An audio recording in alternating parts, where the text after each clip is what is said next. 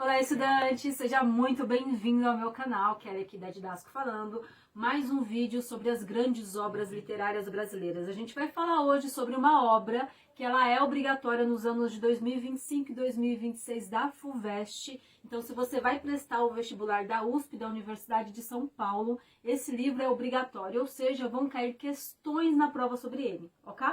E também ele já foi obra obrigatória da URGS, que é a Universidade Federal do Rio Grande do Sul. Então já deu para entender que é importante, que é um livro que ele é valorizado dentro da literatura. E se ele é valorizado dentro da literatura, além de te ajudar no vestibular, essa aula aqui, você que vai fazer a prova do livro na escola, ou você que vai fazer uma redação e precisa de um livro que seja importante, que vai te dar credibilidade, é aqui mesmo nessa aula. Já sabe, né? Papel e caneta na mão, que a nossa aula vai começar.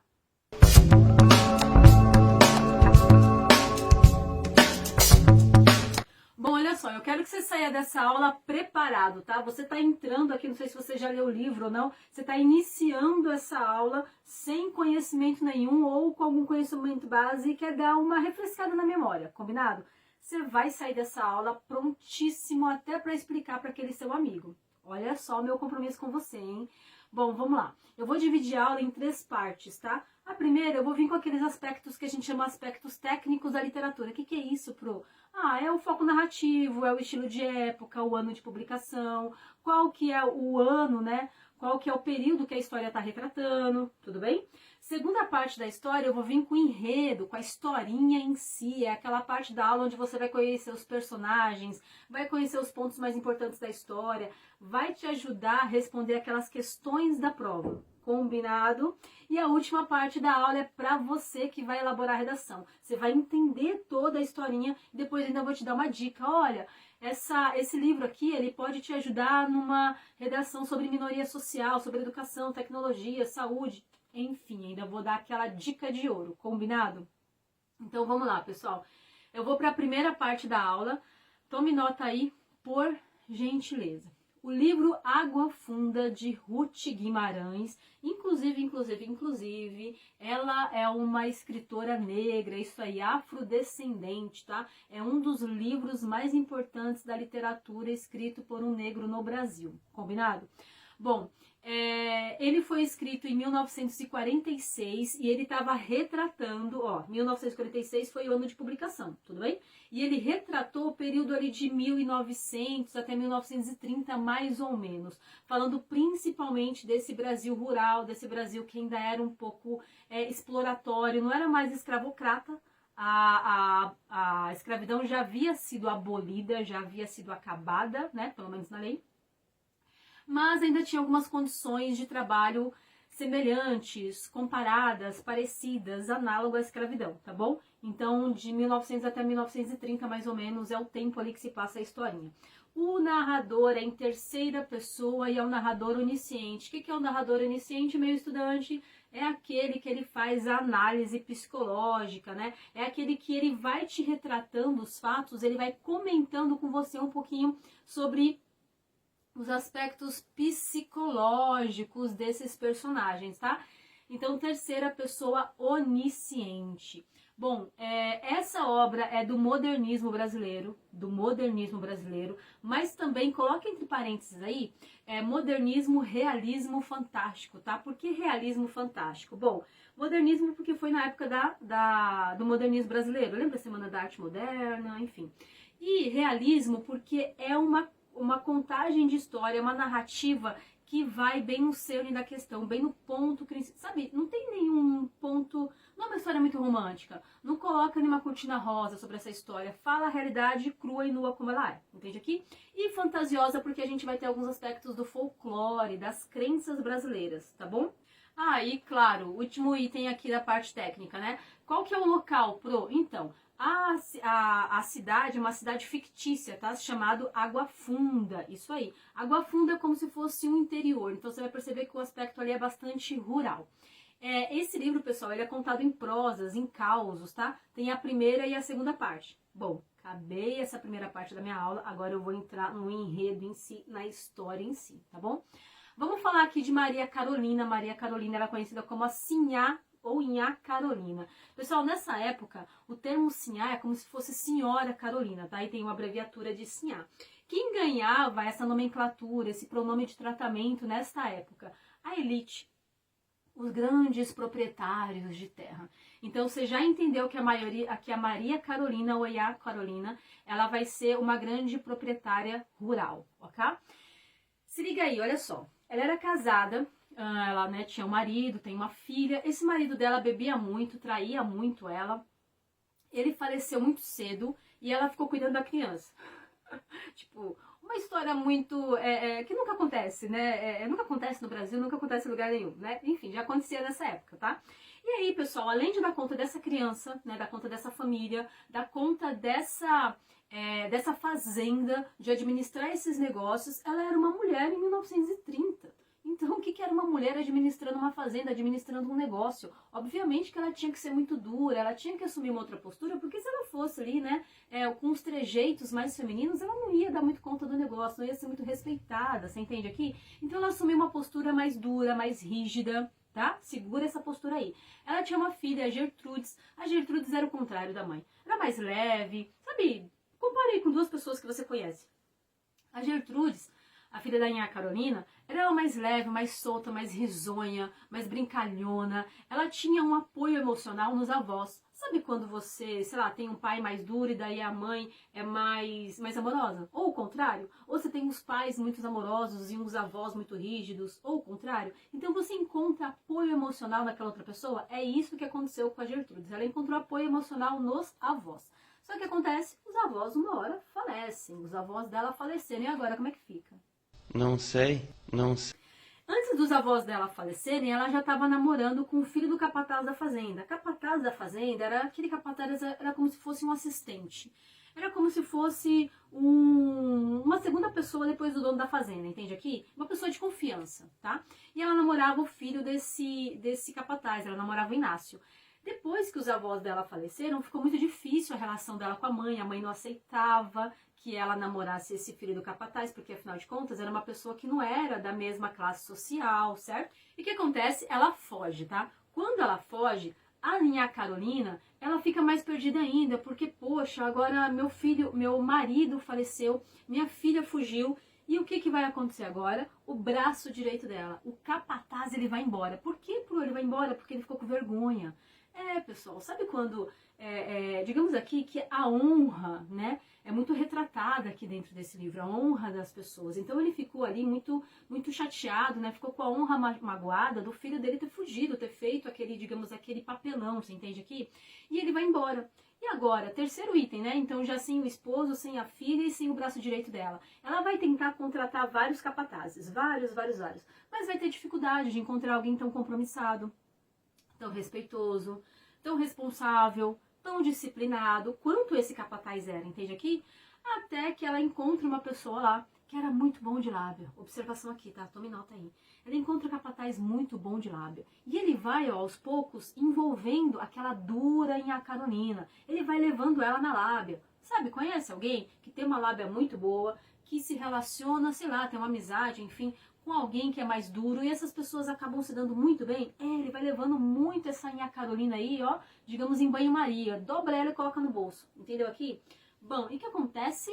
A Inhá Carolina se apaixona por esse capataz, exatamente. Ela se apaixona por ele, casa com ele, exato, coloca todo o dinheiro na mão dele, ele vai administrar, ele administra agora total a fazenda. O que vai acontecer, pessoal? Ela se envolve em dívidas, tá? Ele se envolve em dívidas, na verdade, porque era ele que estava administrando, certo? Ele se envolve em dívidas, e aí nessa dívida toda, ele vai falar assim, ó, não tem jeito não, a gente tem que vender essa fazenda aí para outro local. Exatamente. Toma nota de um negócio aí, ó. A Inhá Carolina, por esse jeito duro e rígido dela, os empregados, a comunidade não gostava dela, tá? E o que tem que ver a comunidade com ela? Normalmente essas grandes fazendas, elas empregam bastante gente, direta ou indiretamente, entende aqui? Ou o que ela produz, vai vender lá na feira, vai vender lá no comércio, entende? O arroz que ela produz, entende aqui? Então essas pessoas com quem ela se relacionava, que era grande parte, vamos lembrar que nesse período, os grandes proprietários territoriais e rurais, eles, digamos ali, que eram um grande polo econômico importante, né, para essa região, certo? Porque o dinheiro que movimentava bastante vinha dessa fazenda, digamos, tá bom? Ninguém curtia muito ela não por causa dessa personalidade muito dura, muito rígida dela, muito difícil de lidar, tá bom? Segura isso aí. O que acontece? Ele convence a Carolina de vender tudo, aí quer ir embora de lá, fala, não, não, vamos embora daqui, a gente vai tentar a vida em outro lugar, enfim, vai com ela pra rodoviária, deixa ela esperando lá na rodoviária e fala, ó, eu vou comprar o bilhete, hein? Você me espera aí? Sabe aquela história do pai que foi comprar o cigarro e não volta nunca mais? É mais ou menos isso. Ele saiu pra comprar esse bilhete e não voltou nunca mais, mas nunca mais. Ele saiu com a mala, com dinheiro, você entende aqui? E a Carolina ficou. Aí segura essa história. Ficou abandonada por a história acabou aí? Exatamente, acabou aí. Aí aqui o livro fala da Inha Carolina, tá? Ela ficou na miséria total. E aí o que o livro começa agora? O livro fala de um outro proprietário rural, que foi quem comprou aquele espaço de terra, que é uma personalidade totalmente diferente dela, já é amigo da população, ele já é um jeito mais fácil de lidar, é aquela pessoa mais que tem uma boa oratória, bom negociador, que sabe se relacionar bem com as pessoas, entende? Que sabe ganhar as pessoas no dia a dia, bem educado, né? Trata bem as pessoas. Então o livro também mostra isso pra gente, entende aqui? O quanto que é importante a gente avaliar como que a gente se relaciona com as pessoas ao nosso redor. Bom, segura que essa é a primeira parte, aqui acaba a primeira parte. Aí chega uma segunda parte do livro. Essa segunda parte do livro é um outro núcleo. Chega novos personagens, nova história. Então, passa uma linha aí no resumo e vem para a segunda parte. Show? Nessa segunda parte, a gente vai ter a Curiango. A Curiango, ela vai ser uma mocinha que vai se apaixonar pelo Joca. A Curiango casa com esse Joca, vai ter uma filha com ele. O Curiango, o que acontece, pessoal? O Curiango aqui, ele é aquela pessoa mais cética. Sabe aquela pessoa que não acredita em nada, não tem religião nenhuma, não acredita em superstição nenhuma. E a Curiango, ela já é aquela pessoa mais religiosa, mais da fé. Sabe aquela pessoa mais supersticiosa? Conhece alguém aqui? E aí o que acontece nesse embate? Essa população, ela tem uma crença da Mãe de Ouro. O que é essa tal da Mãe de Ouro? A Mãe de Ouro era uma crença, assim, digamos, de uma entidade que você tinha que rezar para ela, acreditar nela, e que ela, digamos, trazia bons agouros, trazia prosperidade, trazia riqueza para essa população, tá bom? E óbvio, quem não acreditava na Mãe de Ouro, ou quem proferia, né, quem falava, não acredito, não tô nem para isso não, trazia, digamos, maus agouros, traziam problemas, traziam crises, tanto para a população quanto para si. E aqui está o Joca não acreditava.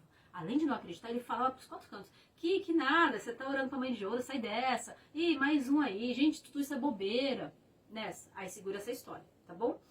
Aí eu falei que a fazenda da Inha Carolina era o polo econômico daquela região naquela época, certo? Agora, qual vai ser o polo econômico da região aqui? Vai ser uma empresa que ela vai comprar, a gente trata aqui da impessoalidade, entende? Uma coisa é você conhecer o dono da fábrica, o dono, o chefe, o dono direto, tá? Tem mais pessoalidade. Outra coisa é quando você lidar com a empresa. Sabe aquele serviço? Até hoje em dia eu posso fazer uma comparação assim. Um serviço que você adquire, você não consegue falar com a pessoa, você fala com um serviço de atendimento automático, um robô. Era mais ou menos isso se eu comparasse com a época, tá? Você tinha uma empresa e você nunca lidava com o dono direto. Então aqui tá a impessoalidade, combinado? E o que acontece aqui, pessoal? Havia uma exploração muito grande. Mais ou menos assim, ó. Os trabalhadores trabalhavam lá nessa grande fazenda, né, que essa empresa adquiriu, e eles não recebiam em dinheiro, eles recebiam em vale, tá? Essa fazenda, além de ela extrair, de ela plantar, semear, colher, ela tinha as indústrias, tinha os mercados, ou seja, ela industrializava e comercializava. Ela fazia os 3 ciclos, entende? Plantar e colher, industrializar e vender. Aí eu pegava meu valezinho, eu que trabalho lá na fazenda, ia lá, digamos, nesse empório e comprava. Só que os preços do empório era muito caro e era a única opção que eu tinha na região, não tinha outro empório ali. Então eu sempre ficava um mês devendo, tome nota disso. Além de eu ficar devendo, eu tinha que pegar um empréstimo para um banco que também era da mesma empresa. Enfim, estava todo o controle financeiro daquela região na mão dessa empresa. Entende aqui? Bom, e aqui o que o livro está falando pra gente pensar? Da exploração que os grandes monopólios, as grandes oligarquias, as grandes empresas fazem, não é de hoje, é desde aquela época. Combinadinho? Continuando o raciocínio. E aí, vem cá, ó, vamos continuar a história. Joca e Curiango eram pessoas importantes na cidade. Joca, ele vai ser uma pessoa, sabe aquela que, é como se fosse o prefeito, o líder da cidade, ele se relaciona bem com todo mundo. Só que nesse se relacionar bem, ele começa a falar para todo mundo, começa a proferir bastante coisa. Tem uma parte no livro que fala mais ou menos assim, você é senhor das suas palavras. As suas palavras formam a sua realidade. Então, quando ele falava isso, ele acabava deixando a mãe de ouro, digamos, chateada com ele, entende aqui? E eu não podia deixar a mãe de ouro chateada porque ela trazia boa prosperidade. Trazia prosperidade, trazia maus agouros, crise. E quando eu deixava ela chateada, vinha crise. Pessoal, assolou uma crise nessa população. Digamos que parou de chover, teve seca, teve estiagem, a colheita diminuiu, a venda diminuiu, os empregos tiveram que diminuir, porque digamos que precisou, um problema leva a outro, entende? Precisou demitir essa população, já faltava emprego, faltava comida, a população estava estressada, teve crise. A Curiango não podia mais, não dava mais para se relacionar com o Joca teve que sair de casa, ele surtava, ele brigava, ele batia, o Joca enlouqueceu, entende aqui? E aí o que acontece? Apareceu a Choquinha. Quem era a Choquinha? Era uma andarilha, uma pessoa que andava, sabe, um morador de rua, uma pessoa em situação de vulnerabilidade social? Ela andava ali naquela região, tá? Ela andava pedindo comida, pedindo roupa, andava maltrapilha, ela morava na rua, tá bom? E olha o plot twist desse livro. Quem é a Choquinha, Pro? Por que ela apareceu agora? A Choquinha, ela era assim a Carolina, que agora não era mais tratada de Sinhá, era de Choquinha, porque ela era como se fosse um choque, ela era uma doida. Você entende aqui? O que o livro nos coloca para repensar? O quanto que ela não administrou bem aquele dinheiro, o quanto que ela foi confiar num capataz que acabou de chegar e ela não confiou na própria filha, ela não fez nada para o capataz, estava querendo sair para o capataz ficar. Lembra aquele de confiança que foi embora porque ficou chateado? Ou seja, ela administrou mal o recurso que ela tinha. E como ela administrou mal o recurso que ela tinha, ela foi do ouro à pobreza. Ela foi do luxo ao lixo em questão de anos. Você entende aqui? Essa era a Choquinha. Pessoal, a história termina mais ou menos assim. A população em crise, a população nessa crença de que não tinha muito o que fazer porque o Joca que estava provocando toda aquela crise. Você entende aqui a ideia de crença? Né? A população não procurou saber qual que era aquele período de estiagem, não procurou saber, digamos, de questões científicas, né? Quando que acabava aquele período de seca, se podia fazer uma irrigação, se podia ir atrás de uma solução. Acontece muito aqui a questão do determinismo, de quando a gente aceita a realidade tal como ela é, de quando a gente não busca alternativas meio que seja um paliativo, sabe? Quando eu não consigo resolver o problema, mas eu vou achar aqui uma forma de eu sofrer menos com essa realidade, de eu sofrer menos com esse problema, de eu lidar um pouquinho melhor com essa situação. Entende aqui? Entendeu? Tanto que uma das outras falas do livro é mais ou menos assim: Deus sabe o que faz e a gente não sabe o que diz. Você entende? Ele está querendo dizer que tudo aquilo ali era da benevolência de Deus, tá? Beleza, e o que a população faz para, digamos, ter uma condição melhor dentro do que eles conhecem? Entende? Tem outra passagem do livro também que exemplifica bem essa questão de determinismo. Fala que assim, a vida passa como uma canoa em água funda. Tipo, passa direto. Sabe, uma canoa em água funda, ela veleja muito bem, porque a água é funda, porque a água movimenta bastante. Não é uma coisa rasa que você não tem como fazer movimento, digamos.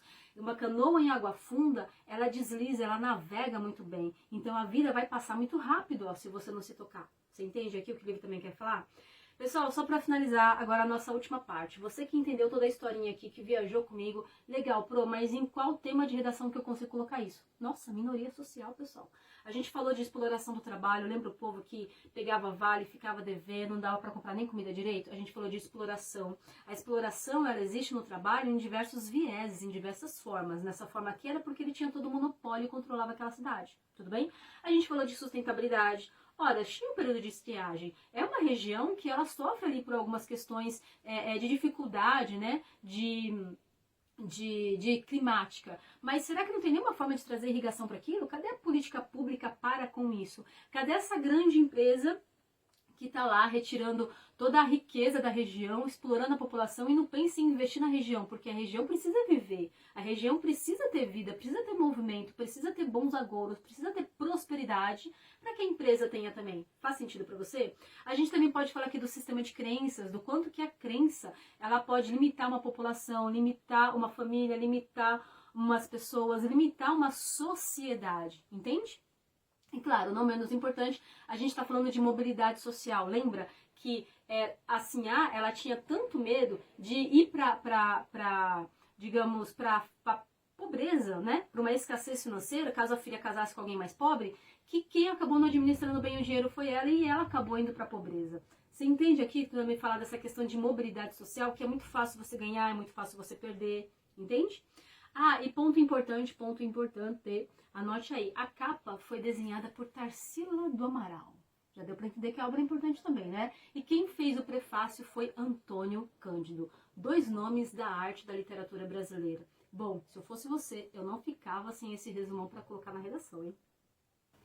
Fala pra mim se esse vídeo não merece a sua inscrição no meu canal, hein? Imagine aí, de segunda a sexta-feira tem material assim chegando pra você que já se inscreveu, né? Chegando pra você aí de forma simples, organizada, material caprichado, direto pra você sair da minha aula prontíssimo pra aquela prova, tá bom? E claro, se esse conteúdo fez sentido pra você, compartilha. Sabe aquele amigo, aquela amiga? Compartilha conhecimento, informação, conteúdo com ele, tenho certeza que ele vai te agradecer.